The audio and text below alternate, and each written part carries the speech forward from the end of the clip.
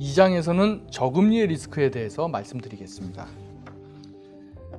저금리의 리스크를 구조적 불황으로의 확산 가능성, 금융중개 기능의 약화, 레버리지의 확대, 자산 형성의 어려움, 고수익 고위험 부문으로의 쏠림 현상 등 5가지 정도로 추려보았습니다.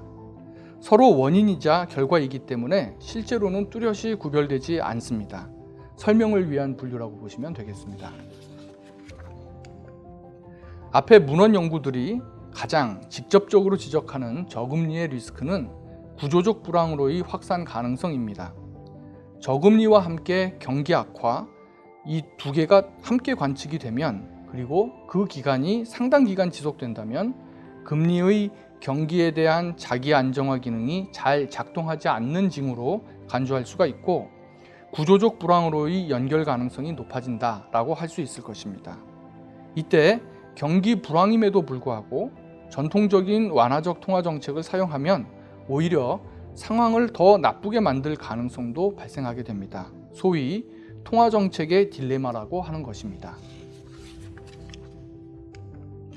두 번째로 말씀드리고자 하는 것은 금융중개 기능의 약화입니다. 금융중개 기능이라고 하면 대표적인 것이 만기 변환, 유동성 변환, 신용도 변환입니다.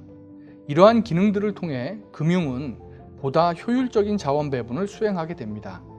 이때 금융중개가 활용하는 수단이 되는 것이 장단기 스프레드, 신용 스프레드입니다. 그런데 현재 저금리 상황에서는 장단기 스프레드, 신용 스프레드의 축소가 함께 발생하는 경향이 관측되고 있습니다.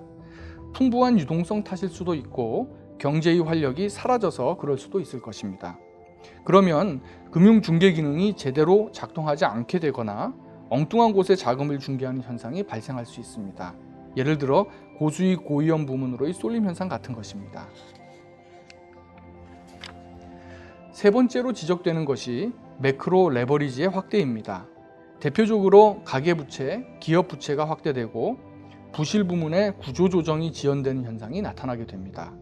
이는 경제 활력이 훼손되고 비효율성이 누적되는 결과로 이어질 수 있습니다. 네 번째로 저금리 상황에서는 자산 형성이 안 되는 문제점이 있습니다. 작년 11월에 통계청에서 발표한 사회조사에서 금융 부분의 문제점으로 지적한 것이 노후 대비 자산 축적이었습니다. 그간 정부에서도 이 부문을 보강하기 위해서 많은 노력을 기울였습니다만 어떤 정책도 금리가 1% 올라가는 것만큼의 효과를 내기는 매우 어렵습니다. 금리가 오르지 않으면 실제로 국민들이 노후 대비 정책을 체감하는 것은 낮을 수밖에 없습니다.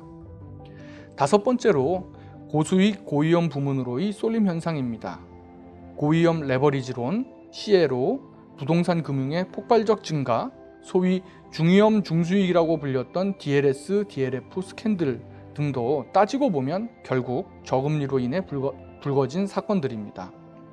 오른쪽 그래프는 아시아권에서 부동산 대체 투자가 어떻게 변화했는지를 보여주고 있습니다. 2017년 가장 큰 손이 중국이었는데 이제는 한국이 가장 큰 손으로 바뀌어 있는 상황입니다. 글로벌 부동산 수익률이 하락하는 추세에서 잠재적 문제점 중 하나라고 지적할 수 있습니다.